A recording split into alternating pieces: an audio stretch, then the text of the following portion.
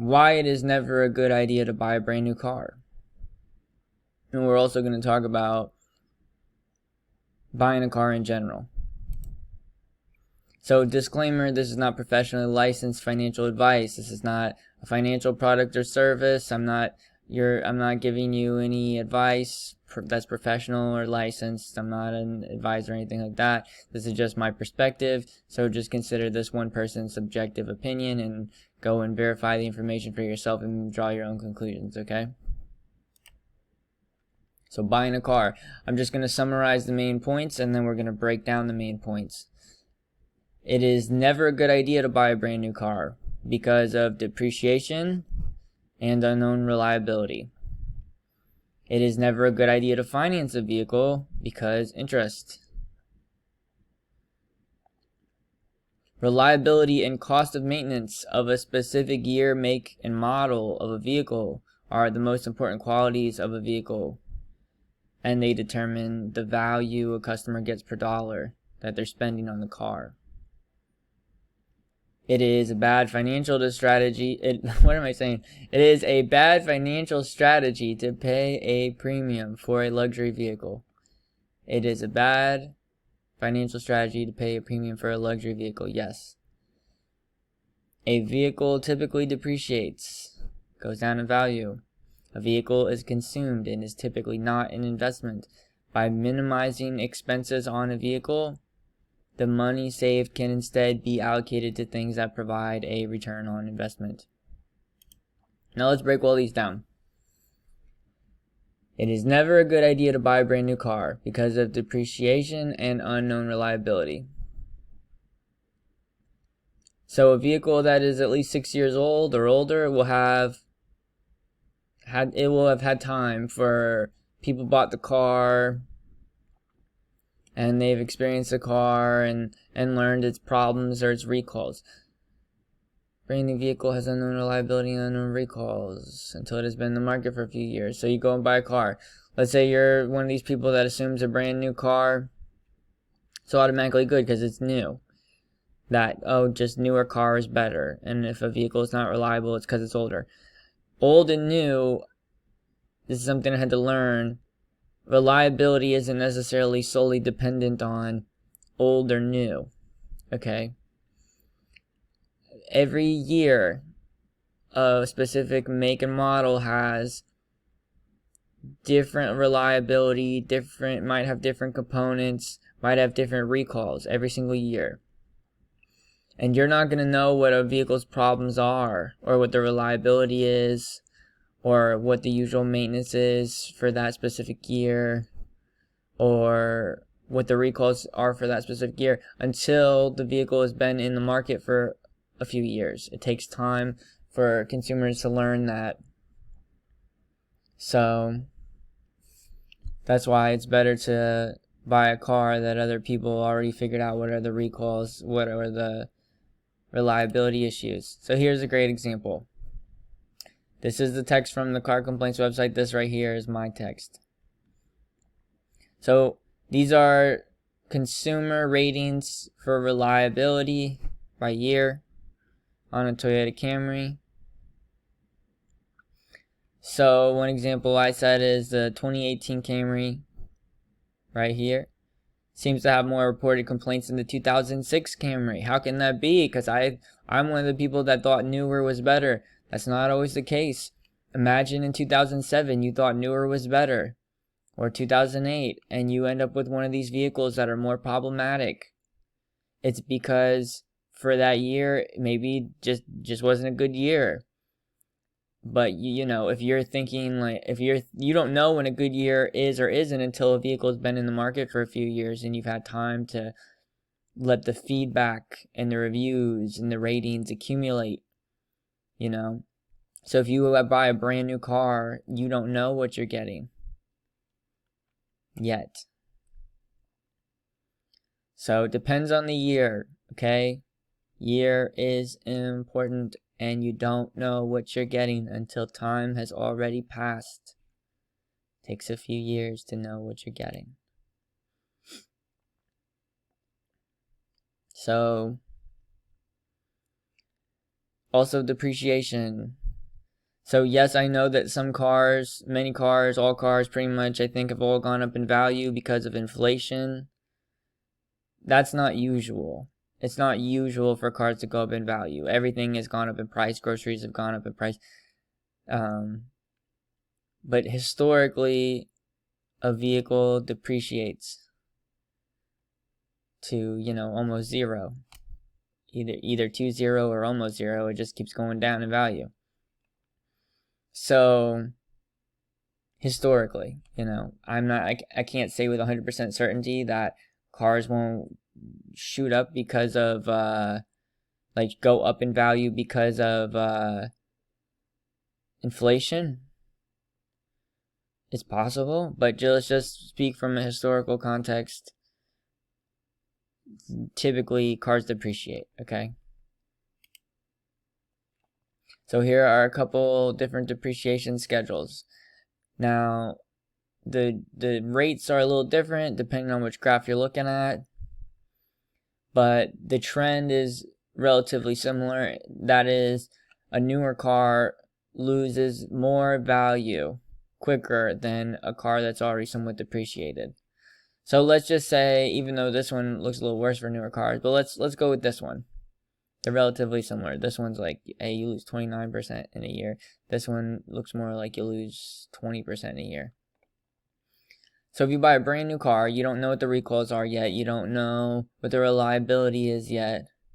You lose 20% of the value in the first year. If you buy a car that's, let's say, 7 years old instead of brand new, then based on this depreciation schedule, you maybe lose 5% of value in a year versus 20% of value in a year. Lose 5% of value in a year. Lose 20% of value in a year. So on depreciation alone, it's a bad idea to buy a brand new vehicle. Percentages and figures may vary and may not be exactly the same in every graph, but the trend is the same. Newer cars lose value faster if a consumer purchases a car that is already a few years old. There are multiple advantages. One advantage, a reduced price. If you buy a car that is older, you have a better idea of what you're getting. You know what the recalls are. You know what the reliability is. People are saying, oh, this is a great car, and they're saying this thing is giving me problems. Plus, you get it at a lower price. You know what you're getting, and you're getting a lower price. You're getting a lower depreciation rate, so your car is holding value better. If you get a newer car, you're losing value faster. And yeah, I've already said this, but consumers are more likely to be aware of the reliability and recalls of a vehicle that is a few years older. Okay? It is never a good idea to finance a vehicle because interest. If you finance any product or service, there is likely to be an interest rate. Here's a link to a calculator to calculate this. Here is a little screenshot from the calculator of a hypothetical where there is a $21,000 car with a term of the notice 48 months, 5% interest rate, and a $7,000 down payment. Based on this calculator, the total loan interest would be almost $1,500. Now, me personally, I would rather keep my $1,500. I'd rather have $1,500. You can put $1,500 towards something else, towards put it in your savings, put it in an investment account. I'm not telling you what to do. I'm just brainstorming ideas of what I might do. I might put it in savings or an investment account, or for someone else it could be part of a down payment on a house. It could be part of a down payment on a piece of real estate. And historically, real estate holds value or appreciates. It's not something that's consumed the way a vehicle is.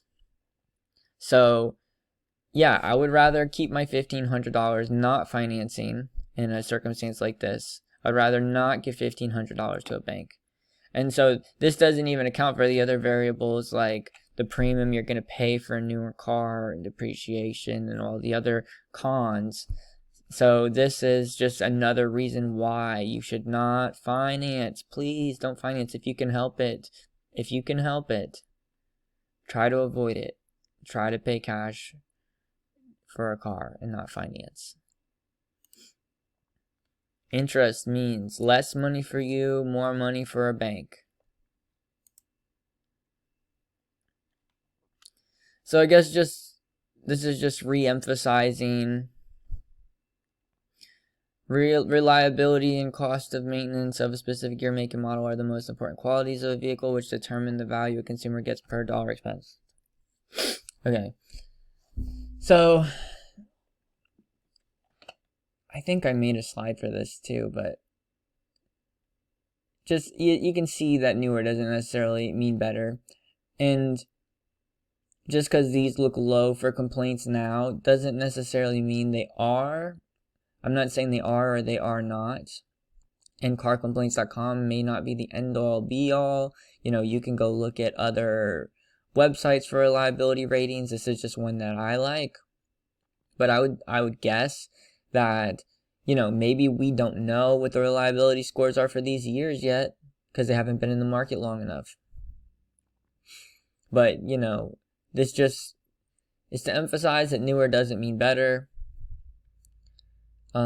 Because the 2018, for example, has more issues reported than the 2017, even though it's a newer car.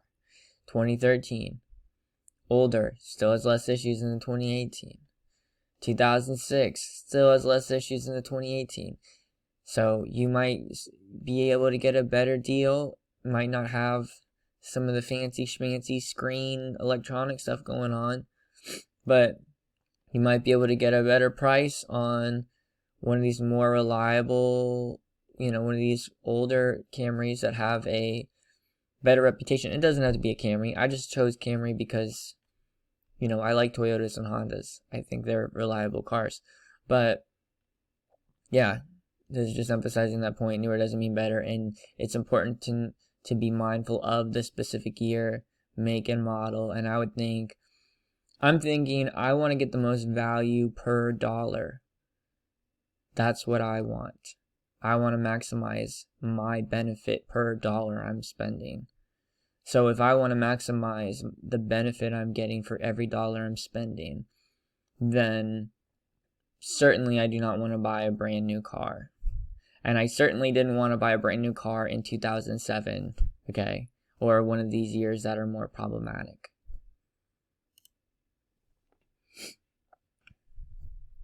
And I think this is just re-emphasizing that point of everything I just said.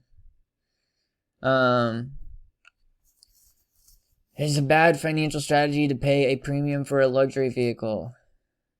A luxury vehicle costs more and typically has higher maintenance costs. I mean, that's not what the text said. Here, let's reread it, just to stick to what the text said. A luxury vehicle costs more and typically has a higher maintenance cost. There is no financial or value per dollar reason to purchase a luxury vehicle. There is no financial reason. There's no value per dollar reason to purchase a luxury vehicle. It's not smart financially. As far as trying to get benefit to yourself, there's no reason. People purchase luxury vehicles to feel cool. They saw a commercial.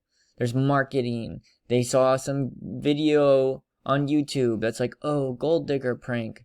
And the hot lady liked the nice car. So they think, oh, if I have a nice car, maybe a hot lady will talk to me. No, it's marketing. It's marketing. These companies are spending a lot of money to make you think that so that you will give them money. They're spending money to make money to convince you that it's cool. So you get convinced that luxury vehicles are cool. They feel cool. Other people are going to think it's cool. So someone goes out and they might finance a $60,000 luxury vehicle while they're renting an apartment. Okay, so they're giving 18 grand a year maybe to a landlord. Okay, but they're spending $60,000 on a car that might depreciate to zero, on a car that gets consumed like a bottle of water or a pack of gum. Okay, while they're giving 18 grand a year to their landlord. Instead of buying a 60 grand luxury car They could have bought a $15,000 Toyota or Honda and saved $45,000, and then if they finance, they also save on the interest. Okay, this could have been a potential down payment on a house. And if there's a down payment on a house, now they're building equity in their house and they're owning a home or owning land. That $45,000 they saved plus interest could have been a potential down payment on a house or something else, some other investment, whatever. Just that's extra money in your pocket instead of money going to the bank or the dealership. There is no good value per dollar reason. There is no good financial reason to purchase a luxury vehicle. It is strictly giving money away for the sake of vanity and superficiality. That's it. It is a bad financial strategy to pay a premium for a luxury vehicle. I used to fall for the marketing of a brand new car and a luxury car. I used to look at a Benz or a Beamer or a Maserati and be like, oh man, it's so nice, it's so cool. And then I realized that the majority of those people that drive those cars are faking it. And I saw cars like that in crappy apartment complexes, renting from crappy apartment complex while driving a nice car, or leasing a nice car. Ugh. That's not how you build wealth for yourself, by spending all your money to pretend or look like you have money. So pick one. Pay an unnecessary premium and give all your money to the bank and the dealership so that you can look like you have money, resulting in less money for you and more money for the bank and the dealership. Or buy a car that's not a luxury car and have more money in your bank account. It's up to you. Alright, a vehicle typically depreciates, goes down in value. A vehicle is consumed and is typically not an investment. By minimizing expenses on a vehicle, the money saved can instead be allocated to things that provide a return on investment. And this is really just repeating what I already said. I think of a vehicle like a pack of gum or a bottle of water. It is something that is consumed. It is not an investment. Historically, a car depreciates to zero, like a banana. A banana is not an investment. Think about your car like a banana, okay? I wouldn't spend $60,000 to finance a brand new luxury banana, especially if I could buy a perfectly good banana for $1. Okay, does it do the same thing for $1? Then why would you spend 60 grand on it? The $59,999 I would save by buying a perfectly good regular banana instead of a 60 grand luxury banana could be used to invest in other things and build wealth. So just some other things, general things to consider that are not of a financial nature. How many owners has the vehicle had? Has the vehicle been in an accident? And do you have a mechanic or a diagnostic tool so that you can get some kind of diagnostic on the vehicle before you make a transaction on the vehicle? I think that's about it. I hope this benefits at least one person, maybe. I don't know. I see people buying new cars, leasing new cars, financing, and it's just, I've done it, I've fallen for it, but it makes me a little bit sad to see people go into debt to look cool, or it just makes me sad to see regular people give their money away to banks and car dealerships and businesses instead of building wealth for themselves. So I'm really just trying to, maybe help somebody, maybe. I guess that's why I want to make this video. I just thought that these sentiments should be more common. There should be more financial literacy. And so I hope this benefits you or benefits somebody, and I hope you have a good week. Thank you for listening.